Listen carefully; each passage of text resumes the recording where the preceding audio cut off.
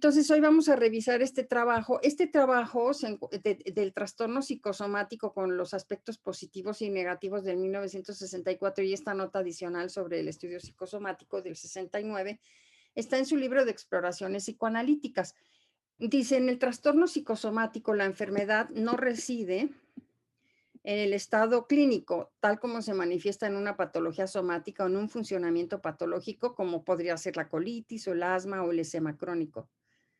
Lo que constituye la verdadera enfermedad es la persistencia de una escisión en la organización yoica del paciente o disociaciones múltiples. Esto es su planteamiento central. O sea, eso que estamos acostumbrados de que si tiene SEMA o que si tiene colitis o asma, que es un trastorno psicosomático, no necesariamente es así con el planteamiento de Winnicott. Lo que constituye el diagnóstico es un diagnóstico intrapsíquico y lo que vamos a ir viendo es que él siempre hace sus planteamientos, estamos en lo intrapsíquico, en lo intersubjetivo o en la interacción. Siempre nos está moviendo en esos tres niveles, pero este es un diagnóstico intrapsíquico y entonces de eso se va a tratar el día de hoy, lo que vamos a ver. Y las disociaciones pueden ser múltiples y si son múltiples pensamos que es de la fase de integración no integración o puede tratarse de una escisión en la organización yoica, de la organización yoica y no del yo, porque si es una escisión del yo estamos hablando de la tendencia antisocial. O sea, la escisión en el yo tendría que ver con la tendencia antisocial cuando ya hay un yo, una frontera del yo con una dentro y una afuera, el osito transicional. Aquí estamos mucho antes de esa frontera del yo. Entonces aquí se trata de disociaciones múltiples o de una escisión en la organización del yo, no del yo, de la organización. La organización del yo se organiza y se desorganiza, ¿sí? Y vamos a ir viendo cómo el bebé puede incluso desorganizarse como una defensa, es lo que vamos a ir viendo. Bueno, pensé que como él va a ir planteando que este es una enfermedad del dilema, porque siempre nos coloca en un dilema, pensé que en el diccionario podemos ver que el dilema es una situación difícil o comprometida en que hay varias posibilidades de actuación y no se sabe cuál de ellas escoger porque ambas son igualmente o buenas o malas, que sería un dilema moral. O desde la filosofía un razonamiento en que una premisa contiene una alternativa de dos términos y las otras premisas muestran que los dos casos de la alternativa conducen a la misma conclusión. Es que a veces me parece que estos planteamientos que hace Winnicott en estas agonías primitivas o en esta condición del bebé, en esto primitivo primario, me parece que a veces es muy difícil colocarnos ahí, que el bebé siempre vive entre paradojas, experimentando paradojas, ¿no? Está en la soledad esencial y a la vez en la dependencia esencial. Entonces, ¿cómo él siempre está en experiencias paradójicas, ¿no? Un bebé, un infante, que luego va a ser bebé, que luego va a ser niño. Estos pacientes necesitan que estemos divididos. Como ya he dicho, a mi entender, dice Winnicott, el elemento que otorga cohesión a nuestro trabajo en el terreno de lo psicosomático es la decisión patológica que practica el paciente en la provisión ambiental. Esta decisión separa, por cierto, el cuidado físico de la comprensión intelectual y lo que es más importante, separa el cuidado de la psique del cuidado del soma. El término psicosomático deja de cumplir una función integradora. O sea, el niño naturalmente tiene en la fase depresiva una vida psicosomática, a lo que le llama personalización. Cuando él habla de persona, se refiere a que hay una vida psicosomática con esta residencia de la psique en el soma. No es la persona de la psicología en otras teorías, ¿no? Esta escisión genera el dilema médico. Muchos pacientes no escinden su atención médica en dos, sino en muchos fragmentos. El psicosomatista se jacta de su capacidad para montar dos caballos al mismo tiempo, con un pie en cada una de las monturas y ambas riendas en sus diestras manos. Algunos médicos no están en realidad en condiciones de montar los dos caballos. Se sientan en una de las monturas y al otro caballo lo llevan de las riendas o pierden contacto con él. Después de todo, ¿por qué habrían de ser los médicos más sanos psiquiátricamente hablando que sus pacientes? No han sido seleccionados con fundamentos psiquiátricos. Es menester tomar en cuenta, junto con las disociaciones en la personalidad de los pacientes, pues las disociaciones del propio médico. Dice, imaginemos que tengo entre mis lectores un paciente que padece alguna variedad de ese trastorno que llamamos psicosomático. Es probable que no le importe ser mencionado, no ese es el problema aquí. El problema es que no me sería posible dar una elucidación aceptable de algo que todavía no se ha vuelto aceptable para el paciente dentro de su economía interna.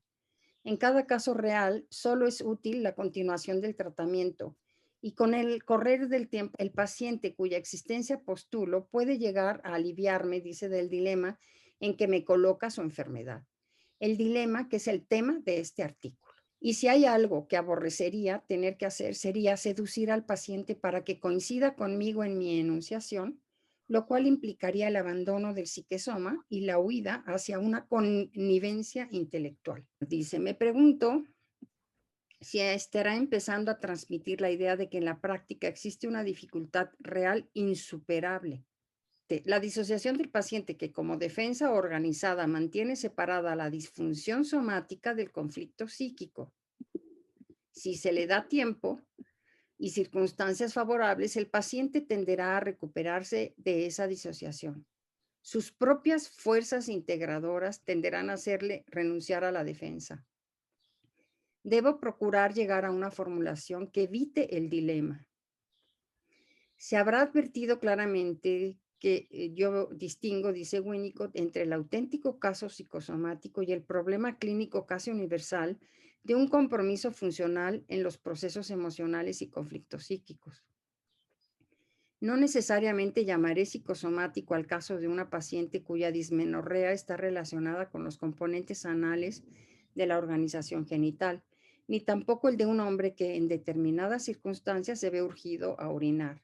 Estas son cosas de la vida y del vivir, pero sí puede rotularse de psicosomático al paciente que sostiene que un deslizamiento de vértebras se debe a una sequía. Un paciente así merecería nuestra atención en este artículo. Vamos a empezar viendo el caso 2. Nos vamos a saltar el 1, luego lo vemos. En el caso 2, una paciente adulta de mediana edad dice para analizar la dispersión de los agentes responsables, que es un concepto muy interesante. Dice, a la vez que se psicoanaliza con Winnicott, ha dependido de muchos, además de su analista en el curso del tratamiento. Por ejemplo, de la familia GP y un grupo de ginecólogos y patólogos, de su osteópata, de sus exanalistas, de su dermatólogo, de su masajista, su peluquera, en especial la otra, la que le cura su ocasional alopecia sin cargo, un espiritista clarividente, el sacerdote que la atiende a ella y en especial la nodriza de sus hijos escogida con sumo esmero como para que sea suficientemente idónea en el cuidado de los niños y por ende capaz de convertirse en una nodriza mental para ella, y el muy particular garaje en que deja su auto, etcétera. Dice, la disociación múltiple de su personalidad y la dispersión de agentes responsables como corolario de una desintegración activa en la economía de la personalidad mediante la cual se defendía de la pérdida de identidad en la fusión con su madre. Queda claro que al comienzo la paciente apelaba a todos estos recursos asistenciales de manera disociada, revoloteaba de uno al otro y como padecía en esencia una disociación múltiple, jamás estaba en contacto en un mismo momento y lugar con cada uno de esos aspectos de su cuidado que ella había organizado. Entonces vamos a ver la diferencia entre las 4 agonías primitivas de Winnicott y el caos generado de manera activa por el bebé. En su artículo de la integración del yo en el desarrollo del niño de 1962, nos explica Winnicott lo siguiente. Dice, parecería que lo opuesto de la integración es la desintegración. Esto es cierto solo en parte. Para designar lo opuesto necesitamos al principio una palabra como no integración, o sea, es integración, no integración. En el infante, la relajación significa no sentir la necesidad de integrarse, mientras da por sentada la función del yo auxiliar de la madre. Para comprender los estados de no excitación en los términos de esta teoría necesitamos una consideración adicional.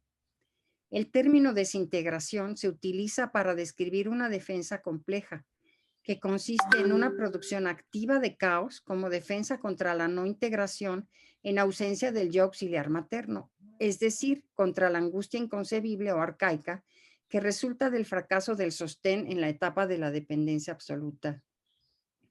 El caos de la desintegración puede ser tan malo como la inconfiabilidad del ambiente, pero tiene la ventaja de que lo produce el propio bebé y por lo tanto es no ambiental. Entonces, esta producción activa del caos que estamos viendo como ejemplo en este caso es muy interesante. Entonces, a las cuatro agonías primitivas, que sería, las cuatro agonías primitivas es el miedo a caer, caer interminablemente, la fragmentación, la despersonalización y la desorientación. Esas son las cuatro agonías primitivas. La generación del caos sería una defensa activa, siempre inconsciente, pero que está produciendo el bebé. Seguimos en el caso 2. Ahora bien, termina diciendo, en el curso del tratamiento sobrevino un gran cambio. Observé de qué manera todos estos agentes se asentaban paulatinamente hasta pasar a ser aspectos de la transferencia. Cuando ella se aproximó a este logro, pudo por primera vez amar a alguien, su marido. La escisión de su personalidad se vinculaba con una necesidad suya de salvar su identidad personal y evitar quedar mezclada con la madre.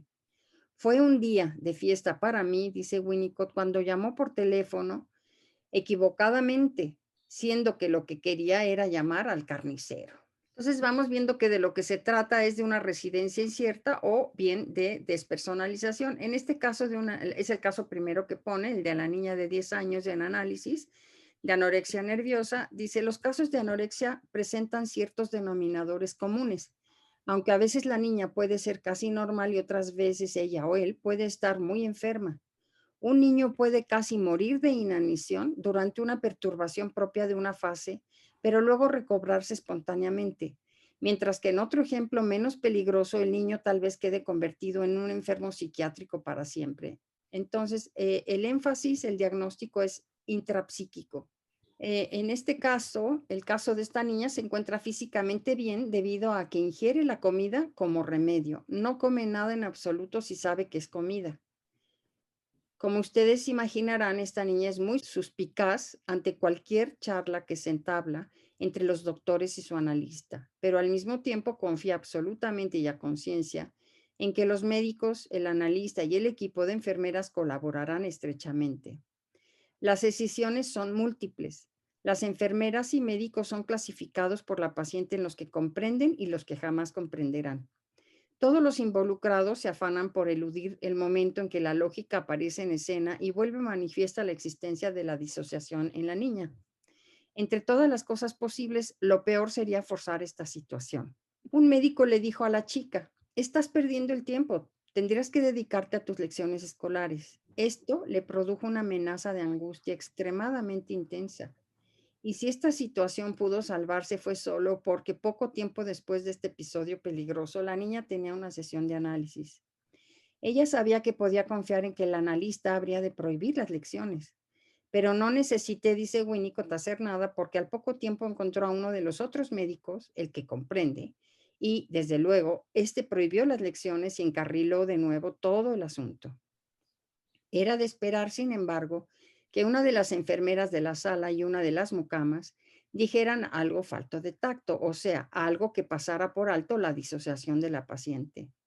Creo, dice Winnicott, que ya nadie a 15 kilómetros a la redonda de esta niña le diría qué tiene que comer. Hasta tal punto su enorme necesidad de que la dejen tranquila en este aspecto se ha vuelto conocida y, a regañadientes, aceptada. En su trabajo, que se titula El enfermo mental entre los casos del asistente social, que es muy interesante, y yo creo que Claire, su esposa, su segunda esposa, era asistente social. En este trabajo súper interesante, él explica, dice, dentro del espectro de las depresiones, va distinguiendo la depresión reactiva y la depresión esquizoide. Y dice, en la depresión psicótica puede haber algún grado de despersonalización o de sentimientos de irrealidad. Esta depresión también está asociada con una pérdida, pero esa pérdida es de un tipo más oscuro que en el caso de la depresión reactiva y deriva de un momento anterior del desarrollo del individuo. Por ejemplo, podría haberse perdido ciertos aspectos de la boca que desde el punto de vista del infante desaparecen con la madre y el pecho. Cuando se produce una separación antes de que el infante haya alcanzado una etapa del desarrollo emocional que lo provea de los recursos para encarar esa pérdida. Unos meses más tarde, la pérdida de la madre habría sido una pérdida del objeto sin ese elemento añadido de pérdida de parte del sujeto. Entonces dice que en la depresión reactiva se necesita del psicoanalista. En la depresión esquizoide, el asistente social ayuda en el manejo del ambiente ante la tendencia de este tipo de depresión del paciente a disiparse. Dice, en todos estos aspectos, ustedes en su ámbito profesional les está hablando a las trabajadoras, a las asistentes sociales. Son personas que sienten en profundidad, pero manteniendo al mismo tiempo la distancia de saber que no tienen ninguna responsabilidad por la enfermedad del cliente. Conocen los límites de su poder para modificar una situación de crisis. Si logran que la situación no estalle, existe la posibilidad de que la crisis se resuelva por sí misma y entonces será gracias a ustedes, asistentes sociales, que se haya logrado un resultado. Entonces, la importancia del manejo del ambiente sostenido en estos casos, y son pacientes que se están internando, tienen varias internaciones, ¿no? Frecuentes. Entonces, en la medida en que se sostiene este ambiente y con el tiempo, el factor tiempo, el paciente irá recuperando la seguridad y entonces podrá darse esta regresión. Otra manera de explicar el caso, dice Winnicott, es que durante varios meses las sensaciones, agonías y sueños de esta paciente aparecieron en el análisis bajo la forma de un material urgente relacionado con el vientre. Había todo un mundo de objetos dentro de ella y cayendo enfrente de ella. En un sueño aparecían armarios para ficheros de metal y aún puertas de acero con agudos filos que le producían fuertes dolores de vientre. Nada de esto se modificó con las interpretaciones relativas a los objetos internos. Un día, después de varios años, comentó que tenía un dolor de cabeza. Este era, al fin, un cambio respecto del estado de disociación, ya que era dable aceptar que el dolor de cabeza estaba asociado a la confusión de ideas y de responsabilidades.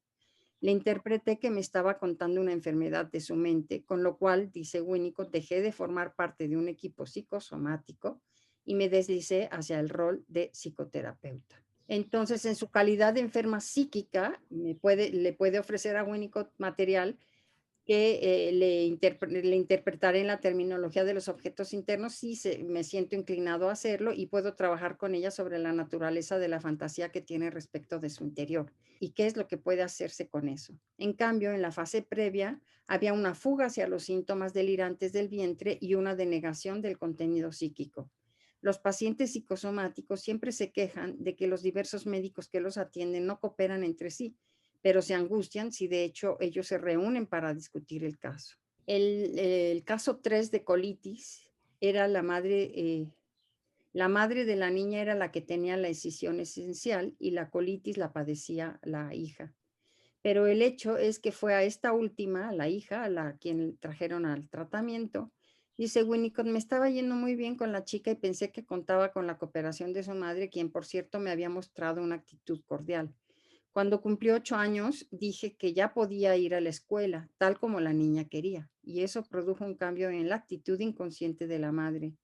La chica fue a la escuela, pero pronto se enfermó gravemente. Me enteré entonces de que la madre tenía también 8 años cuando se negó a seguir concurriendo a la escuela, lo cual a su turno se vinculaba con la psicopatología de su propia madre, a la abuela de la paciente.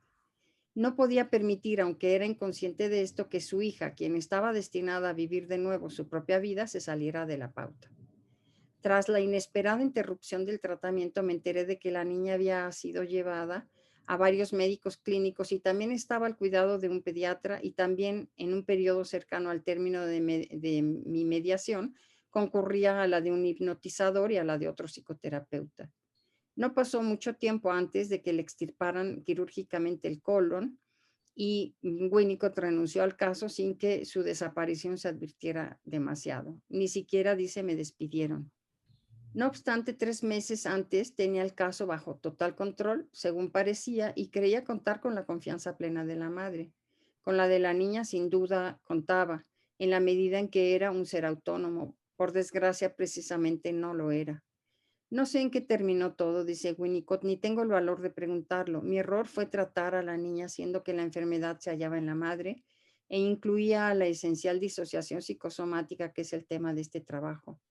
No es que yo me desinteresase de la psicopatología de la madre conocida por su hija y que fue todo el tiempo un elemento importante en el trabajo que hicimos esta y yo. pero olvidé la poderosísima necesidad inconsciente que existe con una madre de esta índole de diseminar la responsabilidad entre varios agentes y mantener el statu quo, del cual en este caso la enfermedad somática de la niña formaba parte integral. La madre podía tener el cuerpo sano en la medida en que la enfermedad estuviera en su hija. Recapitulando, dice Winnicott, no hay esfera alguna del desarrollo de la personalidad que se salve de quedar involucrada en un estudio de trastorno psicosomático. En una tortícolis puede ocultarse una grave amenaza de desintegración. Una erupción cutánea insignificante tal vez esconda una despersonalización. El rubor quizás sea el único que se manifiesta del fracaso infantil en entablar una relación humana por intermedio del acto de orinar, tal vez porque nadie lo contempló y admiró a uno en la fase de potencia de la micción. Pero por otra parte, el suicidio puede condenarse a una placa indurada sobre el maleolo externo producida y mantenida por continuos golpes. Los delirios de persecución quizás se limiten clínicamente al uso de anteojos oscuros o a una manera especial de desviar la mirada. Una tendencia antisocial, consecuencia de una grave deprivación, tal vez se manifieste simplemente como enuresis. La indiferencia ante la propia invalidez ante una dolorosa enfermedad quizás sea el alivio que encuentra una organización sexual sadomasoquista. La hipertensión crónica puede ser el equivalente clínico de un estado psiconeurótico de angustia o de la perturbación de un factor traumático, por ejemplo, amar a un progenitor que es un enfermo psiquiátrico. Y podríamos continuar, pero todo esto es bien conocido. Mi opinión es que en sí mismas estas cosas no constituyen un trastorno psicosomático, ni justifican el empleo de un término especial o la creación de un grupo psicosomático, como la especialidad profesional dentro de la medicina clínico-quirúrgica. Lo que dota de sentido a un agrupamiento de este tipo es la necesidad de los pacientes de tener a los médicos en dos o más lados de una cerca, a raíz de una necesidad interna que es parte de un sistema defensivo muy bien organizado y vigorosamente mantenido, en el cual las defensas se levantan contra los peligros que emanan de la integración y del logro de la personalidad unificada. Estos pacientes necesitan que estemos divididos, aunque en esencia unidos en el lejano trasfondo que ellos no pueden permitirse a sí mismos conocer. Ubicamos que cuando él habla de, manan de la integración, estamos pensando en la fase de integración, ¿no? Donde están las agonías de caer para siempre, de fragmentarse, y cuando hablamos del logro de una personalidad unificada, estamos en la fase depresiva, cuando estamos leyendo a Winnicott, ¿sí? La disociación, el elemento positivo de la defensa psicosomática. Dice, la disociación psicosomática altera precisamente el significado de yo y de yo soy, es lo que vamos a ver, y va a explicar cómo la escisión es aquí el sustituto de represión, que es el término apropiado para una organización más compleja.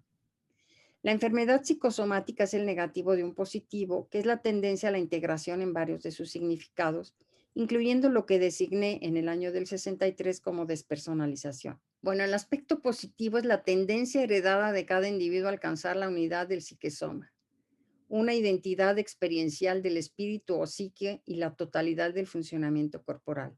Hay una tendencia que lleva al bebé y al niño hacia un cuerpo en funcionamiento sobre el cual y a partir del cual se desarrolla una personalidad en funcionamiento completa, con sus defensas contra la angustia de todo grado y tenor. En otras palabras, como ya dijo Freud hace muchas décadas, el yo se basa en un yo corporal. Podría haber agregado que en el estado de salud del self conserva esta aparente identidad con el cuerpo y su funcionamiento. Toda la compleja teoría de la introyección y la proyección, así como las conceptualizaciones en torno de la expresión objeto interno, constituyen un desarrollo de esta temática. Eh, el individuo valora el nexo psicosomático potencial. La enfermedad psicosomática, al implicar bien sea una escisión en la personalidad del individuo con un nexo débil entre psique-soma o una escisión mental organizada como defensa contra la persecución generalizada del mundo repudiado, siempre queda en pie en la persona enferma una tendencia a no perder por completo el nexo psicosomático. O sea, nunca se pierde, a pesar de las escisiones, esta tendencia a no perder el nexo psicosomático. Entonces tenemos por una parte una escisión mental organizada como defensa contra la persecución generalizada del mundo repudiado, o una escisión en la personalidad del individuo con un nexo débil entre psique y soma.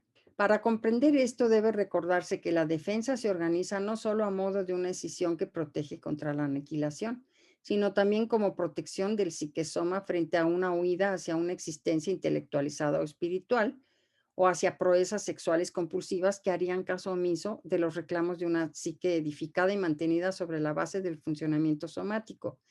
Entonces teníamos las dos, la decisión que protege contra la aniquilación, la decisión que protege al psiquesoma frente a una huida hacia una existencia intelectualizada o espiritual. Esto lo vimos en el trabajo anterior de la mente y su relación con el psiquesoma, que la mente hacía las veces las funciones maternas y no ayudaba a la residencia de la psique en el soma. La mente por ella misma, ¿no? Funcionaba intentando hacer psique, pero no ayudaba a la residencia. Este tipo de decisión la vimos en su trabajo de la mente y su relación con el psiquesoma. Pero también tenemos entonces esta decisión que protege de proezas sexuales compulsivas que harían caso omiso de una psique edificada sobre la base del funcionamiento somático. Hay una complicación más. Naturalmente, cuando la personalidad está disociada, el individuo explota las disociaciones presentes en su ambiente. Ejemplo de ello sería el uso dado a la tendencia de la madre a la desintegración o a la despersonalización o a la discordia entre los padres o al quebrantamiento de la unidad familiar o a los antagonismos, en especial los inconscientes entre la familia y la escuela. Análogamente, se hace uso de las decisiones a que ya he aludido en lo tocante a la atención médica. Entonces, en conclusión, tenemos la decisión que va a proteger contra la aniquilación. Sí, por eso no es tan fácil, hay que sostener la decisión porque está protegiendo la aniquilación.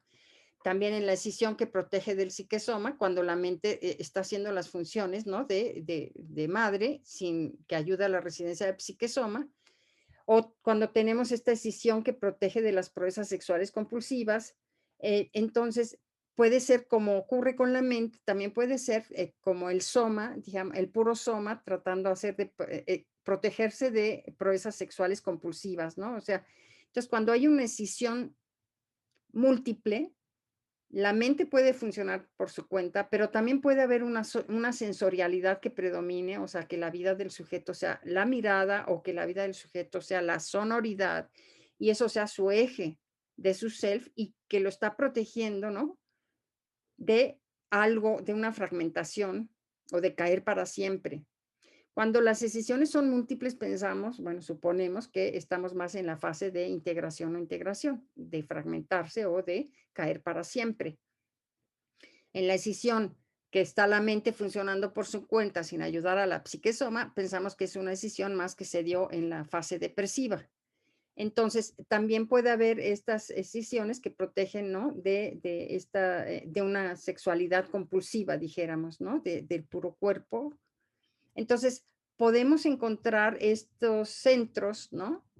De funcionamiento del self, no en la vida psicosomática o no en la integración, sino o solo en la mente o solo en la explotación de las disociaciones presentes, ¿no? Una mamá que se la pasa quejándose y hablando siempre de mal de eso, entonces está explotando formas de explotación de las disociaciones, de los agentes responsables, ¿sí? Que es otro concepto que es muy interesante tomar en cuenta. El de los agentes responsables sería más como un dato de la interacción. Y todos estos otros que estamos viendo son más, como dijo Winnicott, del diagnóstico intrapsíquico. Es una manera de funcionar intrapsíquicamente. Lo importante entonces es que detrás de esta decisión, ya sea múltiple o sencilla, se está defendiendo de una agonía primitiva, ¿no? De caer para siempre, de fragmentarse, de despersonalizarse o de desorientarse. Bueno, esto sería como la propuesta, ¿no? Eh, que vienen planteando en este artículo del trastorno psicosomático. Aquí podemos retomar, dice su idea principal, que es la existencia de un grupo psicosomático o psíquico y somático de médicos. Depende de la necesidad que tienen los pacientes de que nosotros nos escindamos a los fines prácticos, pero permanezcamos teóricamente unidos por una disciplina y una profesión comunes. La clasificación que él propone de acuerdo a la teoría de los procesos madurativos,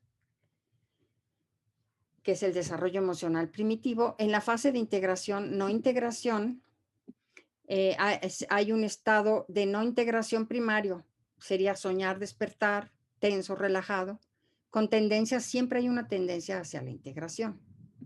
En la fase depresiva, la integración psicosomática o el logro de la residencia de la psique en el soma, seguido del usufructo de la unidad psicosomática en la experiencia. El proceso de integración, el bebé en un desarrollo sano, se afirma en la posición yo soy el rey del castillo o yo soy rey del castillo y tú eres un sucio bribón. En la fase integración, yo soy el rey del castillo y en el otro sería yo soy rey del castillo y tú eres un sucio bribón. En la salud, la rivalidad se convierte en un estímulo adicional para el crecimiento y las ganas de vivir. Esta rivalidad entre yo soy el rey del castillo y tú eres el sucio bribón. En cambio, en el trastorno psicosomático, lo que puede aparecer es o un yo débil, en gran medida derivado de un quehacer materno que no ha sido suficientemente bueno, con una instauración endeble de la residencia en el desarrollo personal, o puede haber un repliegue respecto del yo soy del mundo en que se ha vuelto hostil para el individuo. Hay un artículo de Winnicott del 54 que se titula Replegamiento y regresión. Afirma que en el estado de replegamiento el paciente sostiene el ser, su ser, y que si inmediatamente después de la aparición de dicho estado el analista es capaz de sostener al paciente, entonces lo que hubiese sido un replegamiento se convierte en una regresión. Y entonces aquí el concepto de la interpretación como una forma de sostén. A esta etapa del proceso de integración podría denominarse la etapa de yo soy, de Winnicott en el 65.